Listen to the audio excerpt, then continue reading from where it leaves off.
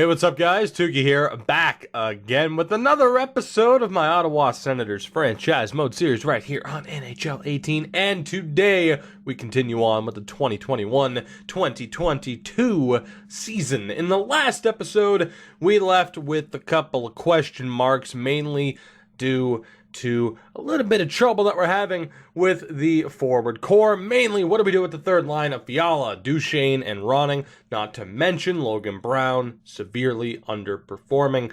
So that, of course, left us with a few decisions to make. What is the future of Kevin Fiala, Duchesne, Ronning, and Brown on this team? And for the moment, I have come to a decision. As you can guess by this lineup, Logan Brown is on his way out. I have to admit, I think what I'm going to do, because I want to make sure that we are as close to contention as possible, I'm going to trade Logan Brown for a more ideal third pairing winger, someone who's a little bit more defensively capable, and I am going to keep Ty Ronning, but it's going to be as a healthy scratch for the moment. Now, in terms of, if you don't trade him, what about his value? You're not making the most of it. As it is, we still have quite a few first-round picks from all of the players that we had to move off of this team to begin with. I'll give you a look at the draft pick situation, as we have Winnipeg's, Minnesota's, and our own. We also have 3 second-round picks. So the draft pick situation isn't all that bad. It's not a necessity to trade Ty Ronning, and if something isn't quite going right, at least that way, we still have Ronning on this team. He's worth maybe a second-round pick, probably a second-round pick from a very good team, so we're not missing out on all that much. That said, I have already found exactly who I want. He's not having the best season, but he is on his team's trade block. That would be Craig Smith. A very well-rounded third-line option. Again, not the best player in the world, but someone who can bring a little bit of defensive stability to the team. Only 10 points this year, expiring contract. He fits the role for what we are looking for. Again, we're trying to balance out the team, a skillful top 6, a defensive, kind of well-rounded third line, and a physical fourth line. So he fits that role, and we will finally get rid of Logan Brown, who, let's be honest, he hasn't gotten better over the past few seasons. He's been the same overall since he was 21 years old. He's not going to improve. That is what he is, and unfortunately, it's just not where we need it to be. We've tried him out as a playmaker, a two-way, a power forward, and it just hasn't been that great. He was okay in a few of the early seasons, but over the past year and a half now, it hasn't been good enough, I have to admit. So, Logan, we are going to take advantage of your trade value because it is at risk of dropping, I would say, at least sooner than Ty Ronning's is. So we will look to just get back a draft pick in this scenario, in this trade. Unfortunately, we already have their second-round pick this year. The second-round pick next year probably isn't possible. If that goes through, I'm okay with it. It did not. We're going to have to settle for third-rounders. So again, not the biggest return, but I'm okay with it. How about 1 third-rounder? Jesus, that is rough. It looks more well-rounded than it is, apparently. Let's go a 5th this year and a 4th next year. They just don't want Logan Brown's contract. That goes to show you everything. That just goes to show you the situation with Logan Brown, that I'm making the right decision in getting rid of him because that's how an AI team views him. That is not good. I can retain salary. It's not the end of the world, but I don't exactly want to. Do you have anybody on your team with a bad cap hit and an expiring contract? Daniel Sedin? Not that I'd want to take him back necessarily. Calle Yarncroke as well. Yarncroke could work if they're willing to do this. I'll have to throw in somebody to the deal. It could be Shane Gersich. I am going to have to risk sending him down and putting him on waivers anyway. So Logan Brown and Gersich for Smith and Yarncroke just to free up some cap space for you. That might do it. Maybe. Depends on whether or not they want to take that Logan Brown deal. I didn't realize it was going to be that bad. I'm all right with this going through. They just don't want it. Wow. Even though we'd be taking back the majority of the cap in this deal, What if I retain some of it? What are we thinking of that? They're just not going to want Logan Brown. Well, that complicates things just a little bit. Just a tiny bit. I could leave Logan Brown as a healthy scratch. Like, I could send them Shane Gersich. And then, yeah, you know what? That might work. What if we give up our own second? So it's a second and Gersich for Craig Smith, and I'll just safety net this with a fourth. Will that go through? All right, cool. I could have gotten more back. I don't know what the hell I'm going to do with Logan Brown. I don't know. I wasn't expecting that. I'm like, oh yeah, it's fine. It's perfect. I found Craig Smith. We're good to go. They don't want him. I might be able to find a taker from another team, though. On the flip side, we could keep him for the moment. So, hold on there. So, Logan Brown, bring in Zach Smith. Craig Smith, take out for Gagne. And then Ty Ronning, let's take out for Craig Smith. So, it would be, of course, Barzal, Borgstrom, and Gusev, Jost, Whitestone, Fiala, Duchesne, and Smith, with Paul, Smith, and Gagne on that side of things. And I think we're looking okay. I do want to go back to the idea of spreading the wealth defensively. And I am going to play Timmins with Yossi, Dobson, and Carlson. That way we have offensive defenseman, defensive defenseman, a two-way with an offensive, and two-way defenders. I think that works. I'm intrigued to see how this pans out. The reason why I'm doing it this way, of course, is it's only January. We have time to make further moves if we wish to do so. The AHL lines are set. I think we're okay to move forward for now, just to see what happens. Of course, we're not in the worst spot, currently third in the Atlantic, but it is a dogfight for these spots.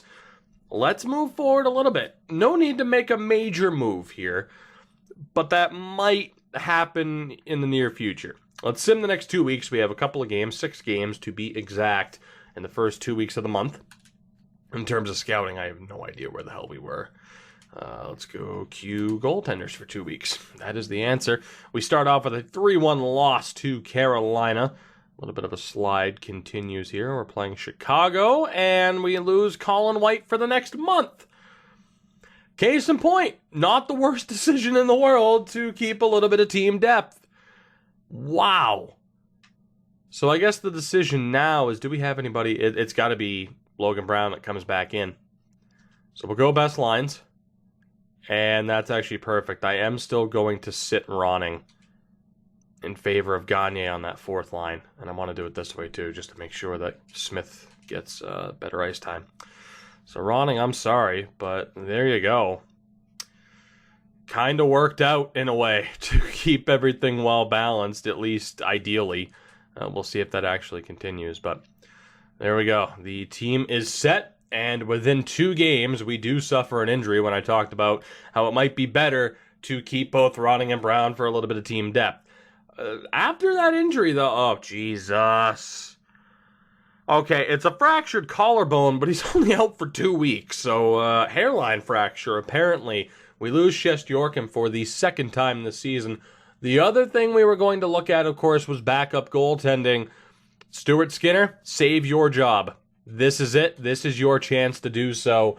If you cannot get above a 900 save percentage, you are gone. If I start to see you slipping up early and we start losing games, you're gone and we'll find somebody else. But for now, I will give you one last opportunity to save your job here, as we at least have a 4-game point streak going. We have this last game here against Philly, and it's a 5-2 win. I will take it. So 2 weeks into January, 25, 15, and 4 on the month, or overall in the season. And in the month, of course, we're not doing all that poorly. 4-1-1. I think we'll keep moving forward given the injuries. Let's head towards February 1st as Johnny Tyconic is out injured, only for a couple of days, though. We'll have the assistant coach replace player. It's not a very big deal. Scouting-wise, let's take care of this. Let's go to the States for 2 weeks, and we'll keep moving on. couple of injuries here early. Tyconic's already back, so I'll have to put him back in. I'm not sure who it would have been, and it brought him back in on its own. That's incredibly weird, but I'll take it. Fine by me. Belleville's struggling, and I was wondering if they were close to 500 if I should put in the better defensemen rather than some of the younger players, but it's not looking like it's going to matter all that much. Anyway, Shesterkin is back. How did Skinner do? He's up over a 900. 10 wins in 24 games. We will keep him for the moment. Stuart Skinner may have saved his job, but I don't know. Time will tell. I may need a bigger insurance policy. I am going to take Luke Keith out of this lineup for Riley Stillman. And I'm going to take out Graham Leopold. He's 22 at this point. We could look to trade Leopold. I don't think that massive improvement is going to happen anytime soon. I think if he was going to develop into a higher overall player, it would have happened already. So he's someone we could look to get rid of at the deadline. Just, someone who's going to decline or just never really make it. 6-4 win over the Sharks, 3-0 over Vancouver. So we are looking okay despite the injury to Colin White, which I'm honestly surprised by, as our most efficient line ended up, of course, being disrupted there. Let's go defense for 2 weeks, and we should be okay. Colin White is back, so we will have to change this up. It's only Wolf that has to be sent down. Incorrect. We have one too many skaters. Who's on the team it shouldn't be? Is there anybody that's on the team that shouldn't be? Should it not be fine if I send down Wolf? There we go. I was going to say, wait a minute. That is just flat out incorrect. Logan Brown, 10 points on the year. Logan, it's been a disappointing run, buddy. Let's go best lines. We'll take out Brown for Smith. Let's go to Ronning. Nope, not Ronning. Let's go to Craig Smith. Bring in Gagne and Ty Ronning. Sorry yet again, but you're going to have to take a seat for Craig Smith. Whoa, I was like, holy shit, Craig Smith. Still only 10 points and a -2. So he hasn't put up a single point this entire month. Craig, buddy, what's happening there? How's Gagne doing? Hey, he's not terrible. Might be worth maybe dropping Smith down to the 4th line to bring back Ronning. You know what? That's exactly what I'm going to do. That is exactly what I'm going to do. We're going to give Ronning a chance. Gagne, unfortunately, has to take a back seat. And to be honest, you know what? Nick Paul as well. Take a seat for a second. And actually, again, let me go best lines. We're going to try a couple of things here. Now, obviously, the overalls are a little bit better. We'll actually still have Smith there. But I'm intrigued to see how a team like this does. It's not exactly what I planned on doing with the team, but it could work. Yossi's putting up points. Timmins not so much. Carlson not exactly putting up a ton of points. I mean, obviously the big three are continuing to put up points. Dobson not so much.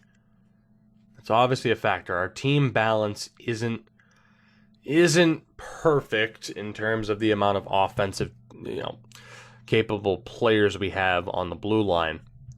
Let's sim another 2 weeks here. And I'm still on the fringe. Oh my god. Alright, well, Colin White's out again for another month. I know when I first put him back into the lineup, he didn't have the fully healthy symbol, which is garbage because this game's instructed to not let me back, or to not notify me about putting him back into the lineup until he's at 100%. That certainly complicates things with losing him again. So right now, Gagne is the only scratch, which I don't know how I feel about that. So Paul, Smith, and Smith. What do I want to do here? To be honest, it's not set up terribly. God, that injury really sucks. That injury really sucks. Right, you know what? I want to swap those two around since we have people struggling. How's the top line doing? Borgstrom's... Gusev's doing well. 46 points in 50 games. The other two are lagging behind a little bit. We know that they're better offensively. Is it just down And more than likely it is, but is it just down to the amount of talent we have defensively? Stone only 7 goals on the season. Like, we have some good pieces on this team. Man, Kevin Fiala's really not getting it done. Logan Brown's not getting it done. Tyroning, I mean, he hasn't played a ton. He has 10 points in 31 games. He's not getting it done. And Craig Smith, who we acquired, also, so far, not so good. So what the hell are we going to do here? Is my question. And I don't quite know the answer. I really don't. Like, I'm tempted to make a big-time move with maybe trading somebody, although I don't know if I can just factor in knowing that our defense is so capable offensively, knowing that that's the case, I'm just not sure if it's the right move to just weaken the bottom 6 intentionally and hoping that boosts up the top 6. We also are dealing with injuries right now, but I mean, Fiala isn't even doing what we need him to do defensively. He's just, I mean, again, I feel like, asking for a plus, a positive plus minus isn't the biggest deal. Again, and I say this every time, plus minus in the real world, certainly not the best stat to go off of, in determining how good a player actually is, but it is one of the few things we actually have to go off of in this game, so it's a little bit problematic. In fairness, our bottom 6 has had no production whatsoever, which is extremely disappointing. So like I said, I feel like we're in a somewhat good spot. Even Matt Duchene, with all of the top 6 time you've had this season now because of injury, you're still only on 26 points. Like, that is not a good pace. I mean, I guess, 50 to 60 points for a second line, I guess that's not too bad. But, I mean, especially, too, because you only put up 34 points last year, even if it was in 63 games, but you're on that same pace. Then again, you had 41 points in 82 games 3 years ago. So I'm looking at, Jost, I'm okay with. I mean, 27 points in 50 games, also not ideal, but the 16 goals, I guess, helps. Stone's not quite where we want him to be either. I mean, I guess he's on pace to break 50 again, so I don't know, maybe he is. I guess I'm just not happy with this team is what it comes down to. Like, we're not a terrible team, but I can see things going poorly for us in the playoffs. I don't know why. Just call it a hunch. Call it with the way the team's built right now. I'm still okay with the idea of getting rid of either Borgstrom or Barzal, which sounds insane, I guess, but for a top-line guy, 36 points. He was capable of 74 last year. He's obviously well off that pace this year. Barzal, 38 points in 50 games. Obviously on a much better pace than he was last year, but is he on pace for 90? Even 70? He's close to 70 at least. I'm not sure what to do here. Like, Nikita Gusev is the one guy who's really thriving in that top 6 as we get an offer for Varlamov. Kick rocks. We do beat Pittsburgh 6-2. I want to take a look at the league scoring, just to get an idea. As we are in second place in the division, and that is the big, that's the big thing that's stopping me from making very drastic moves, is knowing that we're an okay team. But I don't have that feeling with this team that we're going to find success this year. I just don't. Let's take a look here. So you have McDavid, Puljujärvi's up there, Eli Tolvanen, Kirill Kaprizov's up there, Jeremy Bracco doing wonders for Washington. So Gusev is up there with 46 points. Ryan Donato, Anders Lee, Sprong. Is there one guy? Jesus, Pietrangelo at 42 points. Right. So Pietrangelo himself is outscoring Matt Barzal. I feel like that's a problem. Barzal has been just as effective as Kyle Palmieri this season. The flip side, and Martin Ferk, who has 20 goals. Right. The flip side to this is that you can say, well, if you had better team balance, these two guys might be performing at a higher level. So I'm so torn on what to do here. I mean, Colin White's almost, healthy, hopefully, for once. That would be great. But aside from that, like I said, I'm just not happy with this team, really. Chabot and Carlson, that's fine. The addition of Yossi and Carlson, maybe it's a little bit too much. But I'm not sure who else I'd want to move. And like I said, we had to move Ellis. We didn't have to, but moving Foot at the same time made sense. But is it the right time to just, completely tear everything apart and rework these pieces midway through a season where we currently find ourselves in second place in our division? Is that a little bit too risky? Let's sim just above a week here. 4 games. First up against Toronto. It's a 3-1 loss. We're playing the 28-win Stars. I'd like for that to be a win, and it is in overtime. Playing Vegas now. Can we get the win? Yes, we can. And Washington. It's a 5-0 victory. So despite my concerns about the well-roundedness, about just the team structure in general, and what I mean by that, of course, is do we have too many good defensemen? Is that taking away points as Borgstrom goes down to injury with back spasms? Let's go best lines here. That reunites that line. Third line is going to be Fiala, Brown, Smith, Jost, Duchesne, and Ronning. It actually moves Gusev over. Not sure how I feel about that. I think I'd prefer Gusev to be on that side, even though he was originally a left wing. But I don't have anybody else that can play center. So I'm just going to have to deal with that. And I am going to, I'll keep Stone on the top line. I'm okay with that. And let's rework things a little bit. There we go. So we'll take it from there. I can't help but think maybe Ty Smith on the third pairing would be a good way to go. It's just, I don't know. Maybe I'm panicking for no reason. I wouldn't even say panicking, but maybe I'm trying to solve a problem that isn't necessarily there. I mean, we are winning. We're winning consistently. But like I said, I see this going poorly.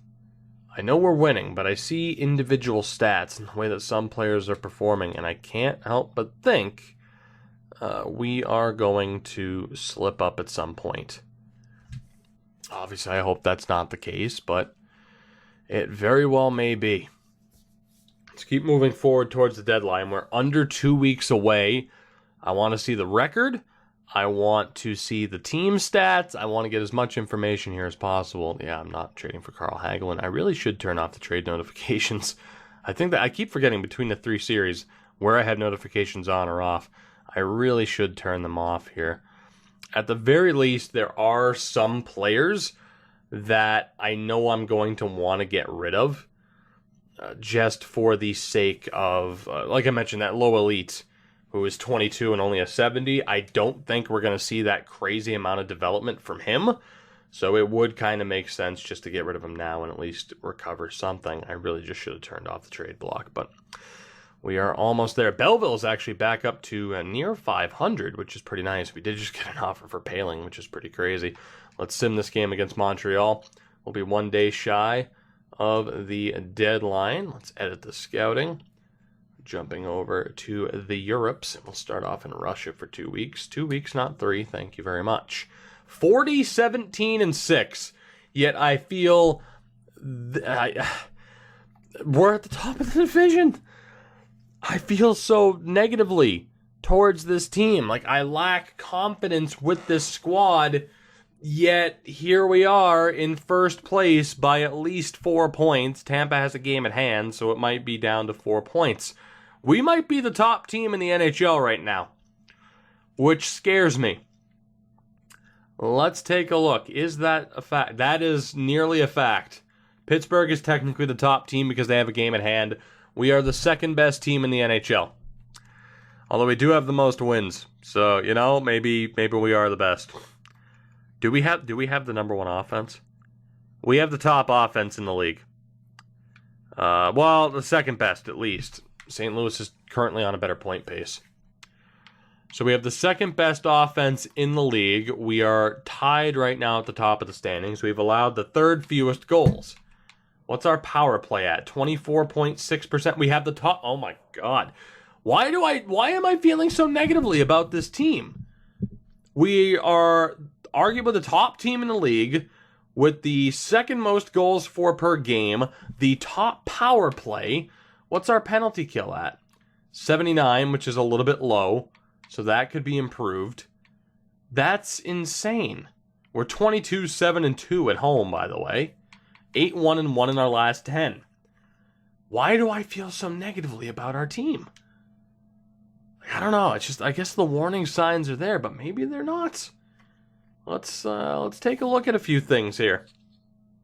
First things first. Goaltending. Stuart Skinner, can I trust you to be the backup? 14 wins and 29 appearances, but only a .903 save percentage, 4 shutouts. I think we are going to need to look for somebody better. Shesterkin has been great, 25 wins and 39 appearances. So, Stuart, I'm sorry, buddy, but it's not good enough. And if we're going to be doing this well in the regular season, I need to find somebody a bit more reliable. So let's take a look around the league at who might be our best option to bring in as a backup, and I can pair any prospects that need to be on their way out with him. So let's take a look at save percentage. John Gillies, a .942 and 14 appearances for Calgary, same overall as well. He is also a backup goaltender. Matt Murray, Anderson, Vasilevsky, Jonathan Bernier, also a backup, 1 year left at $3 million. What about Gillies? 2 years left at 1.6. You have Ranta, who is technically a starter. Rough wins record right now, but Vancouver could be a really bad team. Philip Gustafson, Ben Bishop, Marc-Andre Fleury. 4 years left and he's 37. Good luck with that. And then Shesterkin. From there, Soderstrom, Alexander Georgiev. I'm going to go with Georgiev. Someone told me how to pronounce it correctly when we ran the Manhattan Project. I don't know. John Gillies. Calgary, Jonathan Bernier of Colorado. Let's take a look at John Gillies. What's that trade value at? It's not bad. Calgary's a good team. They don't want to trade him, which would be a negative for us. And they don't want Stuart Skinner. But we could work that out. Here's a problem, though. They don't have any contract spots. So anybody I wanted to get rid of with this particular trade, it wouldn't have happened. But it might be worth it. Although Colorado's also killing it this year. They do have a contract spot and a little bit more cap space. Bernier. Do I really want to trust Jonathan Bernier? I don't know if I do. I'm going to go back to Calgary. Is there any way I can work out a deal for Gillies? Although Tyler Parsons hasn't played. Yeah, there'd be no way to know with him. Stuart Skinner for John Gillies. What would I have to add to this, if anything? So let's see. In terms of who I want to get rid of, yeah, Leopold. 22 years old, only is 71. I don't really have faith in that, nor do I think Tyconic is going to improve at this point either. Keith, though, at 20 years old, has that outside chance to see that massive improvement out of nowhere. I suppose Leopold does as well, but I'm feeling less confident about him getting that, out of nowhere 15-point improvement. Which I could be wrong on, but I'm not against adding him and Tyconic to this deal. See, I feel better about Sandin being the same age, but 5 overall points better. And then, of course, Ty Smith is the same age as Tyconic, but is 9 overall points better.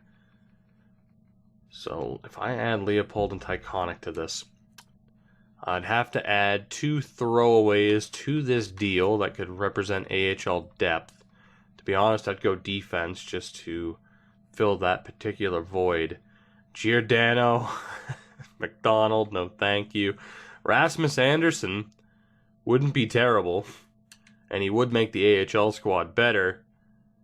Alright, is there a forward? Because apparently you don't have any throwaway defenders. Is that Tobias Lindberg? I imagine it is. Adam Gaudette's also there. I'd probably go with Tobias Lindberg. Sam Lafferty or Gaudette. Yeah, let's go for Tobias Lindberg. So it'd be Skinner, Leopold, and Tyconic for Gillies, Anderson, and Lindberg. And I'd try to maybe make this work value-wise with the pick. I mean, the Calgary second would be way too expensive. Yeah, that's not really a surprise. What about your third? Just how close are we to getting a deal done here? Apparently they're not... Would that go through straight up? Jesus. All right, we're a bit off. And, of course, it involves nothing but pieces that they don't even want to move. That's the problem. What about a fourth rounder from Nashville? And there we go. May have given up a little bit too much, but on paper we have our improvement. Gillies is a little bit of a risk. He hasn't played a ton this season, but it's a risk that I'm willing to take. John Gillies is our new backup goaltender. We are going to try to put Anderson through waivers. He should make it, and if he doesn't, I don't care. And he actually didn't make it. That's all right. He was a tack on. Just to get that deal done. That's not the end of the world. I could have left him, but we already have Wolanin as a healthy scratch, and then it did send down Lindberg by default, and he made it. Right. So our goaltending is sorted out. We have acquired John Gillies. Let's take a look at the rest of the team here, though. Gusev, our leading scorer, point-a-game player. Obviously, extremely happy, son of a bitch. The menu lag just forced me to deadline day. It's not exactly what I wanted, but thanks, game. I should be careful with that, because about time I accidentally skip past deadline day, that would be great. Borgstrom, 22 goals, 24 assists. I mean, I'm in love with the goal number, but the assist is a little bit too low. I mean, he's going to be good for 50 points. There's an outside chance he hits 60. It's a little bit low for someone of his caliber. I think we can all agree. Barzal up to 54 points. That's a little bit better. I'm happier with his numbers. It's weird, though, that we have him set up as a sniper, and he's putting up, assists more than anything. So, I'm kind of intrigued by that. But I'm all right with his numbers. Borgstrom, I'm a little bit concerned by. Maybe there is just too much talent on that one line. But who else would we possibly put there? Unless we move Borgstrom back to center. I suppose that is a possibility. Reunite the Joe... I don't know. I could give Borgstrom his own line, but then the question of, well, who's the number one left wing? For example... I wish Colin White was on this team, but just say Matt Duchene represents Colin White. We obviously reunite Jost, Duchene, Stone. From there, we have a second line of Borgstrom with who? We can't trust Brown. We can't trust Fiala. Don't really think we can trust Tyroning. 13 points in 44 games. We would be talking about, maybe we keep Matt Duchene for that second line. So then we have Duchene, Borgstrom, and then we'd have to find a new top line left wing and a top line right wing. What are the odds that we pull that off? And then you could argue Jost, let's say Fiala represents them. Then you'd argue that Jost, White, and Stone deserve to be the second line based on their history. So you can see my concern in terms of how this team is shaping up. And actually, Colin White is back. He's not 100%, but he can play. Which then again, considering he's been dealing with concussion issues, might not be the best idea. He has 23 points in 41 games. So let's just say, for example, we drop him down. I don't think I can trade enough people to make this happen. Duchene, 34 points. He's at least matched. He has the exact same point total as last year in the same amount of games. He's good for 40 points. We prefer to have him around 50, but that's not terrible. Kevin Fiala, 21 points, just no. I guess for a third liner, he is on pace to have about 30 points, which is kind of where I prefer to have my third liners. Tyroning could probably hit 30 points as well, but defensively is what I'm worried about. And this is the big issue. But that right there is a big reason as to why we're being so successful. And it is that defense, and you could argue the defense is taking away from some of the offensive production. And you wouldn't necessarily be wrong when Roman Josi has 8 goals and 37 assists, when Erik Karlsson has 7 goals and 36 assists. Shabbat has 9 goals, which is great for him, and John Carlson is an assist machine as well. And of course the other 3, there's just really not much there. Well, Shabbat was okay, but Dobson and Timmins, there's really not a whole hell of a lot there.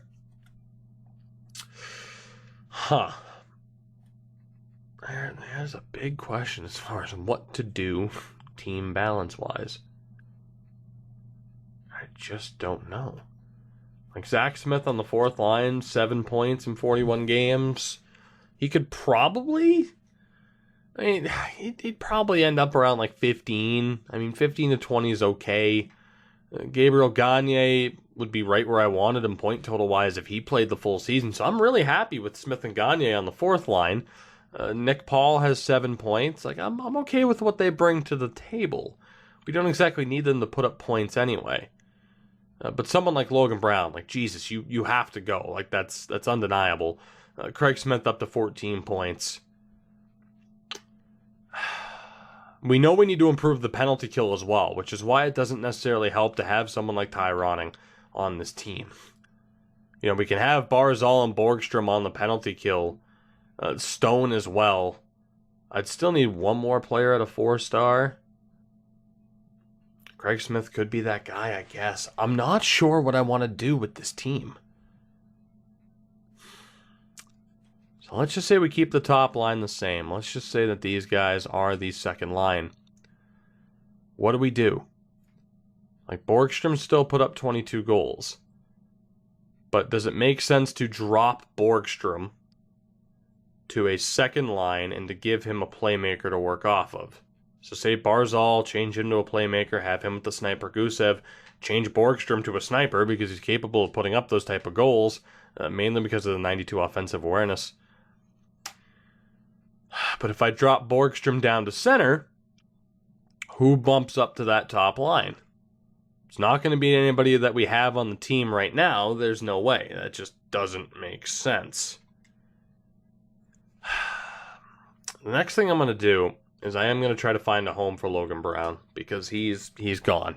That's obvious. That's one of the go-to moves where there's no debate. It's just let's find somewhere to trade Logan Brown. And I'm also going to look to move anybody else that I can, although I think we're okay for the most part. So Logan Brown, Anaheim's interested, Boston's interested. I'm all right with trading him to Boston because they had Sasha Mutala, who I am very interested in. You know, defensively, he's looking like a gem. The shot blocking is a bit low. He still needs a little bit of work, but he could be a great bottom 6 guy for us in the future. I don't think that would go through on its own, but the value might be close. You watch, though. He'll turn into a world beater now that we trade him to a division rival, right? Although, of course, Boston's not exactly in a playoff spot right now, but, you know, still, it's a 5th-round pick. Straight up. All right, yeah, I had a feeling we'd have to give up a little bit. What do we have to give up? The Boston Bruins here do not have any contract spots, so we're going to have to settle for draft picks, of which we have in abundance. How about Winnipeg's 3rd? Sweeten it just a touch. Okay, well, so far they haven't rejected due to the cap hit. That's coming, though, I'm sure. What about our 5th? Brown, a 3rd and a 5th for Sasha Mutala. Gonna have to bump that up to at least a 4th. We will use our own from there. Will that go through? Oh, God forbid you lose Andrew Cogliano. Are you kidding me? Heavens forbid. What is Cogliano right now? 80 overall, 38, 1 year left. I'll take him in the deal. I don't care. He can be a depth guy for me. He has 1 point in 9 games. You're not even playing him. I'll take him back in the deal. I don't give a shit. I can afford it. Screw it. I'll take back Cogliano and I'll flip him. Works for me. Here, actually, because of that, I can add somebody else to this deal. Can I not? So yeah, let's make a deal here, Boston. Here, take Nathan Bastian, who just isn't going to develop for us. The value is still too far off. That's fine. Let's go ahead and add another 3rd. Here, take our own 3rd round pick because that's not going to have much value. Oh my God, how much do you value Cogliano? Are you kidding me? Take the Edmonton third as well. Why not? That should go through. Come on now. I hate everything. Brown and Bastian from Mutala, Cogliano. And the St. Louis second, I guess? Will that go through? That is way too goddamn much because they don't want to trade Mutala. But I'm willing to do what I have to do here just to move Logan Brown and get something back in return that could be beneficial for us. Will that go through? Are you? Nope, I'm not doing it. That's highway robbery and I'm not doing it. Not gonna happen. All right, well, with that out of the question then, I don't know of any other prospects I'm gonna want, so let's try to find another team where it works. Carolina can't really afford him. They do want to move a pick, though. They want to move their first rounder next year. That might work. You know, I'd prefer to find a Western team, though. Colorado, for example, you have a roster spot. You have a pick that you want to trade. Beautiful. Nope, you'd had too many skaters, damn it. Western Conference with spots. Ed Money. Will this work out? No, it will not. LA. Will this work out? Probably not. Nope. Minnesota doesn't work. Nashville doesn't work. Come on, somebody. St. Louis. Be my hero, St. Louis. Damn it. Yeah, we're probably screwed here on this front. Indeed we are. Well, that's just lovely. So back to Carolina. Because why not? How about your first round pick next year? Will that go through? It will not. Sweeten it just a touch, though. I will gladly take our fourth round pick if you would. Of course you'd have to put Jake Bean on waivers. Of course you would, you sons of bitches. I hate you so much with every fiber of my being. More like every fiber of my being. Jake Bean. Jerk. Anyway. How about your second round pick, Florida? I could probably get more back for that. How about a second and 2/3? Will you take that deal? How about a second and a third? Logan Brown is worth more than that, you bastards. Quit trying to shortchange me. It's rude. It is quite rude. Nashville, screw it. No, that's right. You didn't want his contract before. That was the big issue there. New York? Why don't you want to trade your pick? You're a playoff team, kind of. Only kind of. Pittsburgh. Can we make this work, Pittsburgh? First round pick? Please, for the love of God, don't tell me you're going to lose someone on waivers. Holy shit, I'll take it. Logan Brown to Pittsburgh for a first and a third. It's over. That whole debacle. It's over. Thankfully. From there, though, I don't know what to do at all. So we have that decision to make of whether or not we play Borgstrom at center. If we do play Borgstrom at center, that creates a situation where, I mean, again, looking at these numbers, you know, the top line's been good. I'm a little bit disappointed with Borgstrom, but there's only so much of the puck to go around, and of course we have to factor in our big three defensemen. They're putting up a lot of points as well. Kevin Fiala, on pace for 30 points, isn't terrible for a third-line guy. Matt Duchene's having a pretty good season, all things considered. Ty Ronning's been a little bit disappointing. Craig Smith has also been disappointing. However, he has the added benefit of being able to play on the penalty kill. So maybe, just maybe, a team that looks like this isn't the worst thing in the world. So we still have Ronning as a healthy scratch, and if it's a more defensive player that gets taken out, we do have Carl, or where the hell, why is he not in the lineup? Where's Peyton Krebs? There we go. There he is. I don't know why he wasn't in the lineup. He's actually gone up a point too. It was the right thing to trade Logan Brown. I don't think that'll screw us over. It's just a question of what do we do knowing that we're in first place right now, or at least battling for first place, battling for the President's Trophy. What do we look to do? That is the $1 million question. And I do not have the answer to, at least at the moment. Do we keep the team the same? Just see how it goes? What do we look to do with this team? Do we keep the top line the same? Do we move Borgstrom down to the second line? And if we do, then we have to go hunting for a new top line left wing. If we drop Borgstrom down to center, is it on the second line or the third line? But again, we want that third line to be a bit more defensively oriented. So maybe it just makes sense to have the team stay this way. We have Ty Ronning as a little bit of depth and Christian Wolanin. We already improved our backup goaltending. Our defense is okay. I mean, Timmins and Dobson, they're not going to do that well in terms of offensive production when you look at the rest of the team. But they're at least doing okay. Thomas Chabot hanging in there with Carlson. I want to hear from you, because there's a couple of different ways we could go about things here. So I want to hear from you. Next episode, we will either make any moves we have to make regardless. We will go to the end of the regular season, and if we are in the playoffs, we will sim that first round postseason matchup. Otherwise, it would be a very disappointing draft. I would hate to think that we'd somehow miss out at this point in time with just 19 games to go. So odds are, the next episode, any other last-second moves, if we want to make any minor changes, major changes, whatever. From there, we'll sim the rest of the regular season and the first round of the playoffs. For now, though, that'll do it for this one. So you know what you can do to support the video and the channel and all that fun stuff. I say it every video, just like every other YouTuber. Support the video, support the channel. I love you all. Have a good one. Take it easy. Connor McDavid leading the league in points. Surprise, surprise. Nikita Gusev, though, probably tied with him in terms of goals. 3 players with 37 goals. Good Lord.